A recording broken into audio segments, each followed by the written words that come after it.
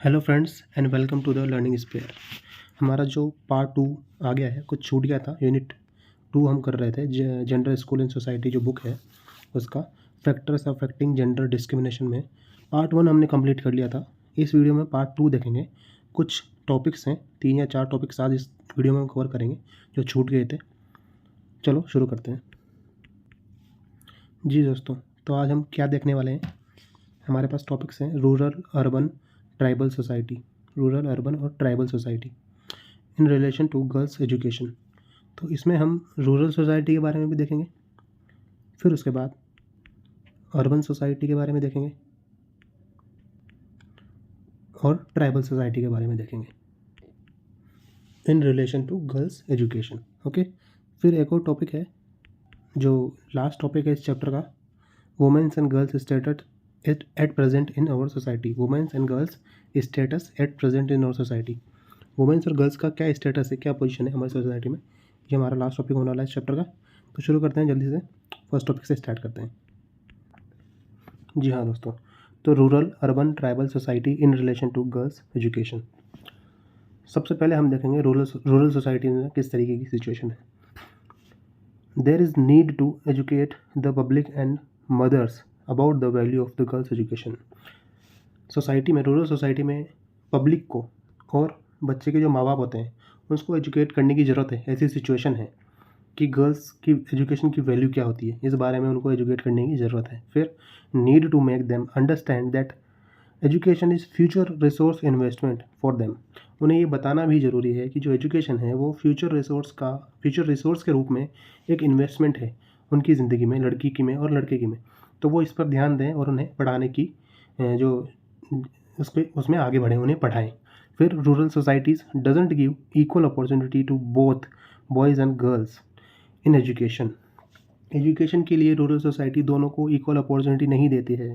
जिस तरीके का एग्जांपल हमने पहले भी पढ़ा था कि अगर किसी घर में कुछ पैसे हैं, कुछ अमाउंट है जो एजुकेशन में इन्वेस्ट किया जा सकता है, तो उस घर में प्रायोरिटी दी जाएगी अगर लड़का होगा तो उसे। इस तरीके की सिचुएशन है हमारी रूरल सोसाइटीज़ में। ओके, फिर उसके बाद हम देखेंगे men choose their partners and careers but women cannot। यानी कि वुमेन्स जो है अपने पार्टनर्स को भी चूज़ नहीं कर सकती हैं, अपने करियर को भी चूज़ नहीं करती हैं रूरल सोसाइटीज़ में, बट मैन कर सकते हैं। दोनों चीज़ों की फ्रीडम है उनको। फिर need to remove stereotypes from their beliefs and promote equality. उनके कुछ बिलीव्स बन चुके हैं। देखो बिलीव्स का क्या है, बिलीव्स हमेशा ऐसा नहीं है कि सिर्फ गलत ही होते हैं या नेगेटिव ही होते हैं, कुछ अच्छे बिलीव्स भी होते हैं। लेकिन उनका बिलीव क्या बन चुका है जो कि नेगेटिव है, कि स्टीरियोटाइप बन चुका है और बिलीव बन चुका है कि वुमेन्स को एजुकेशन नहीं देना है। तो इस बिलीव को उनके दिमाग से निकालना है, स्टीरियोटाइप्स को निकालना है और इक्वालिटी को प्रमोट करना है इन एवरी फील्ड। ओके, फिर उसके बाद में कुछ 4 मेजर बैरियर्स लिखे हैं यहाँ पे for girls education in rural areas. Rural areas में 4 इम्पोर्टेंट जो बैरियर्स हैं वो क्या हैं, किस वजह से यहाँ पे एजुकेशन है जो पीछे है। First of all is high drop out rates. बिल्कुल स्कूल्स में गर्ल्स की हाई ड्रॉप आउट रेट्स है, कॉलेज तक तो वो पहुँच नहीं पाती है, लेकिन स्कूल में भी किसी न किसी रीज़न्स की वजह से, या तो वो इकोनॉमिक रीज़न हो सकता है, या वो मैरिज का रीज़न हो सकता है, या कोई और रीज़न हो सकता है, उन्हें ड्रॉप आउट करना पड़ता है। इस चीज़ को कंसिडर करना ज़रूरी है। Next is priority to boys education. Rural societies में बॉयज़ की एजुकेशन को प्रायोरिटीज़ दिया जाता है। यानी कि सिचुएशन कैसी भी हो, लड़कों को पढ़ाया जाता है, लेकिन लड़कियों को सिचुएशन का बहाना देकर के या किसी रीज़न का बहाना देकर के उन्हें पढ़ाया नहीं जाता, उनको प्रायोरिटीज़ नहीं दी जाती, उनकी एजुकेशन की वैल्यू नहीं की जाती। ओके, फिर third is lack of female teachers in schools. हाँ, कई बार ऐसा देखा गया है, क्योंकि इस तरीके से जब लड़कियां पार्टिसिपेट नहीं कर रही है एजुकेशन की तरफ, तो टीचर्स भी कम बनेंगी। जब लड़कियां पार्टिसिपेट करेगी तो आगे जाके तभी टीचर्स बनेगी ना। तो ये चीज़ नहीं हो रही है, तो lack of female teachers in school. अब फीमेल टीचर्स हैं तो वो इंस्पायर करेगी बच्चों को, कन्विंस भी कर सकती है, और एक सॉफ्ट कॉर्नर अटैचमेंट भी होता है। तो लैक ऑफ फीमेल टीचर्स भी एक बड़ी प्रॉब्लम है जो कि रूरल एरियाज़ में देखी जा रही है बैरियर के रूप में for girls education. Next is important gender bias in curricular still exist. यानी कि जो करिकुलम होता है, जो सब्जेक्ट पढ़ाए जाते हैं, जिस तरीके की थिंकिंग, जिस तरीके की लेक्चर्स लोगों के द्वारा दिए जाते हैं, जिस तरीके का माइंडसेट वहाँ पे टीचर्स वगैरह रखते हैं, जिस तरीके की चीज़ें बच्चों को बताते हैं, उसमें बायस दिखता है। एक बायस है कि लड़कियों को नहीं और लड़कों को ज़्यादा इंपॉर्टेंस दी जाती है। तो इस बायस को भी, जो कि स्टिल एग्जिस्ट करता है, उसे हमें ख़त्म करना होगा। तो ये हमने रूरल सोसाइटी के बारे में देखा in relation to girls education. अब हम नेक्स्ट देखते हैं अर्बन सोसाइटी। अर्बन सोसाइटीज़ में क्या हाल है? तो urban society, in urban societies education lead girls to their economic independence and equality. कहा जा रहा है कि अर्बन सोसाइटीज़ में इम्प्रूवमेंट है थोड़ा, जो एजुकेशन है वो लीड कर रही है गर्ल्स को इनके इकोनॉमिक इंडिपेंडेंट होने में और इक्वालिटी की तरफ जाने में। फिर नेक्स्ट पॉइंट है कि the girls and women have honoured position in society. लड़कियां एजुकेटेड हो गई, पढ़ गई और सही पोजीशंस पे पहुंच गई, तो उनकी सही काम करने लग गई, तो उनकी पोजीशन क्या हो गई सोसाइटी में? ऑनर्ड हो गई, यानी कि सम्मान देने लग गए लोग उनको। फिर they have secure rights and freedom. उन्होंने अपने राइट्स को भी सिक्योर कर लिया, राइट्स के बारे में भी जान लिया, और फ्रीडम भी ऑब्वियसली उनको बात है मिल गई, काम करने की, बाकी सब चीज़ों की फ्रीडम मिल गई। फिर female literacy rate in urban areas is higher than other areas. यानी कि जैसे ट्राइबल एरिया हो गया, हम देखेंगे रूरल एरिया हो गया, उसके अलावा जो अर्बन एरिया है वहाँ पे फीमेल लिटरेसी रेट क्या है? हायर है। फिर according to 2011 census, Kerala is on top position in women education.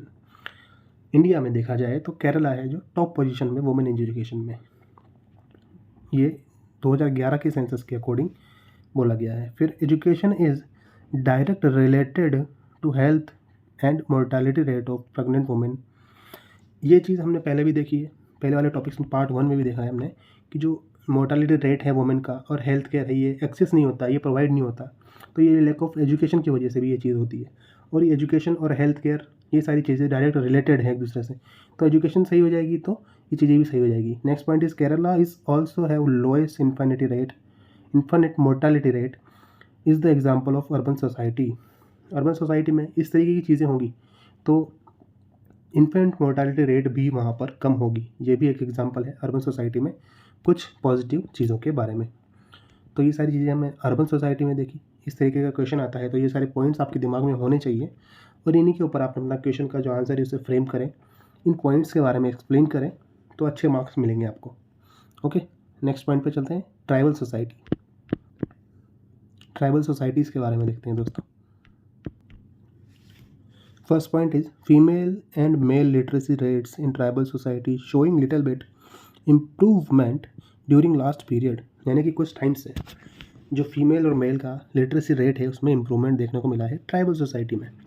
फिर still the female literacy rate of the tribal societies are recorded very low when compare to male literacy rate.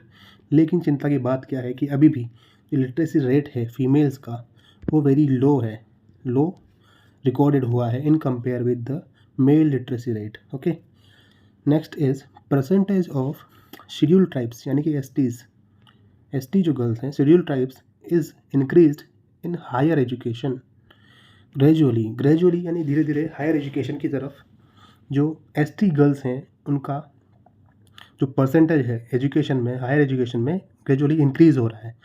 यह एक अच्छा point है tribal society में।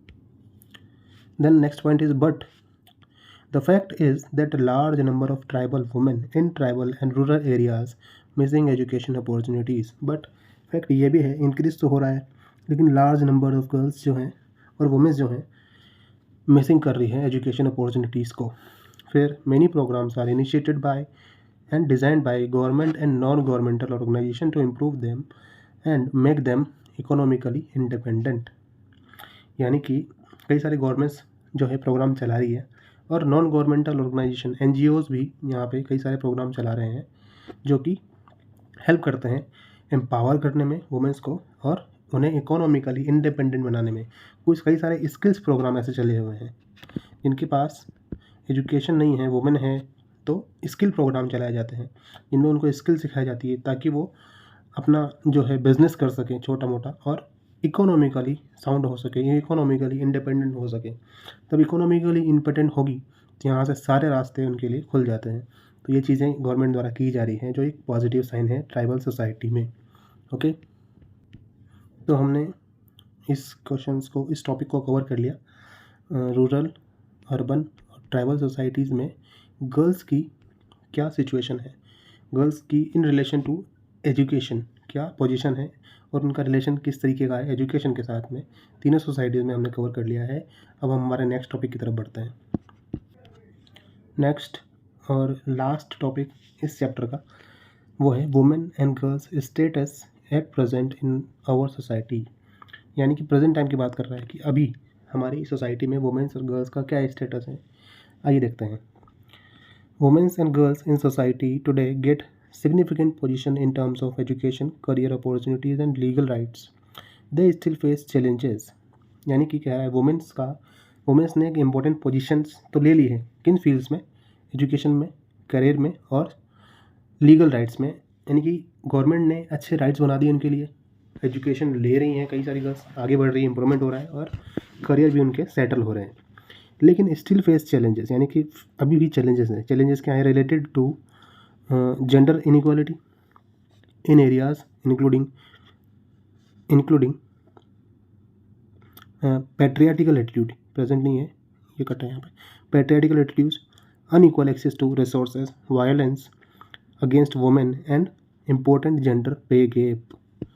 यानी कि कुछ areas हैं जहाँ पे अभी भी गर्ल्स स्ट्रगल कर रही हैं। वो एरियाज़ क्या क्या हैं?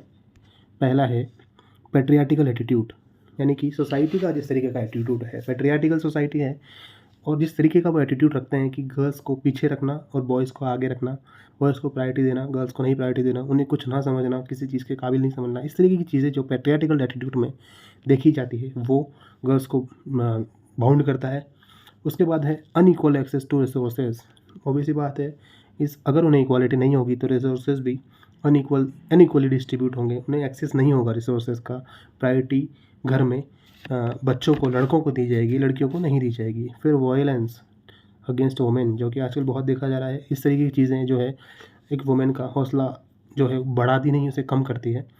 तो ये सारी चीज़ें उन्हें फेस करनी पड़ रही है, जो कि अभी भी उनके लिए बैरियर बनी हुई है सोसाइटी में। ये प्रेजेंट सिचुएशन है। एन इम्पोर्टेंट जेंडर पे गेप। जेंडर पे गेप की बात भी हमने की थी पिछली बार, लेकिन ये चीज़ है जो इम्पोर्टेंट है। जो जेंडर पे गेप है वो होना नहीं चाहिए। वुमेन और मैन को सेम तरीके से ट्रीट करना चाहिए। पिछली बार मैंने एग्जांपल दिया था आपको लेबर फोर्स का, जो आप देख सकते हैं जनरली पे गेप का एग्जांपल। कभी भी कोई हाउस का कंस्ट्रक्शन का काम चलता है तो हाउस कंस्ट्रक्शन काम में जो लेबर आती है वहाँ पे मैन भी होते हैं, वुमेन भी होती है। तो आप वहीं पे नोटिस करना, उनका जो काम होगा लेबर का, तो मैन भी सेम चीज़ करेगा, वुमेन भी सेम चीज़ करेगी। लेकिन वुमेन को, फॉर एग्जांपल मैन को 500 रुपये दिए जाते हैं तो वुमेन को सिर्फ 300 रुपीज़ ही मिलेंगे उस सेम काम के। तो this type of gap is still there. तो ये गैप होना तो नहीं चाहिए, ये गलत चीज़ है और ये इम्प्रूव करने की ज़रूरत है। These are the challenges for the women and girls at present in society. Okay, फिर देखते हैं कुछ की पॉइंट्स अबाउट प्रेजेंट सिचुएशन। ये सारा आंसर आप लिख देंगे इस तरीके की चीज़। फिर उसके बाद में की पॉइंट्स क्या लिखेंगे ताकि अपने आंसर को इम्प्रूव कर सकें। की पॉइंट्स हम देखते हैं। सबसे पहले लिखा है progress in education and work force participation. यानी कि प्रेजेंट सिचुएशन में प्रोग्रेस हुई है एजुकेशन में और वर्क फोर्स पार्टिसिपेशन में, यहाँ पे हमें प्रोग्रेस देखने को मिलती है। ओके, फिर laws formed by government to promote gender inequality. कुछ लॉज भी हैं, ये LOL है, ये LAWS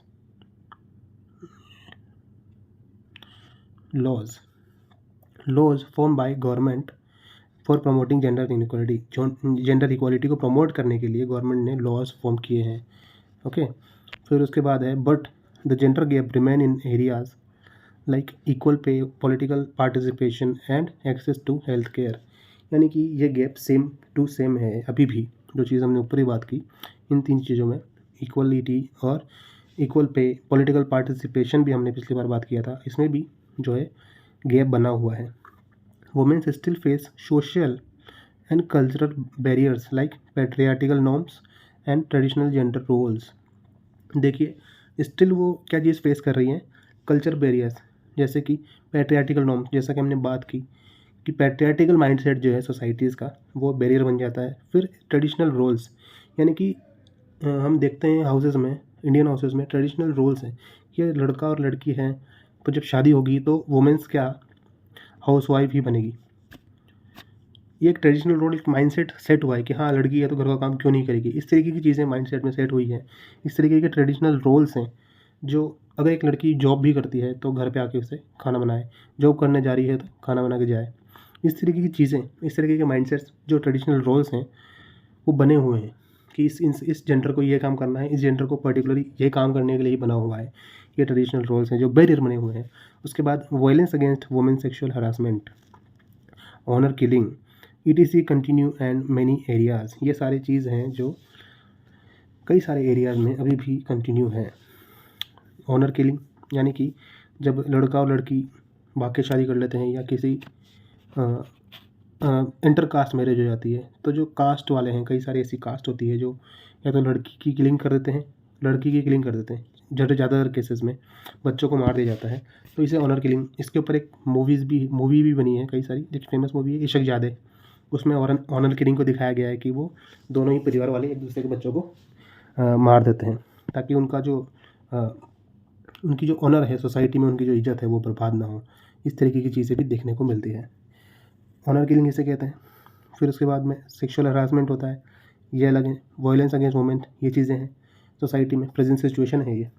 unequal burden of domestic work, सबसे बड़ी चीज़ है कि डोमेस्टिक वर्क जो होता है, जैसा कि हमने देखा gender role, traditional gender role, ये इससे रिलेटेड है। डोमेस्टिक वर्क का बर्डन सिर्फ वुमेन पे ही है। इस नज़र से देखा जाता है कि वुमेन है तो काम करेगी ही सही। इस तरीके की चीज़ें सोसाइटी में जो अभी भी चली हुई है, women girl situation at present in society, ये सारी चीज़ें हमें दिखाती है। अब ये सारी हमने चीज़ें तो देख ली, लेकिन इम्प्रूवमेंट किस तरीके से किया जाता है, तभी हमारा आंसर कंप्लीट होगा।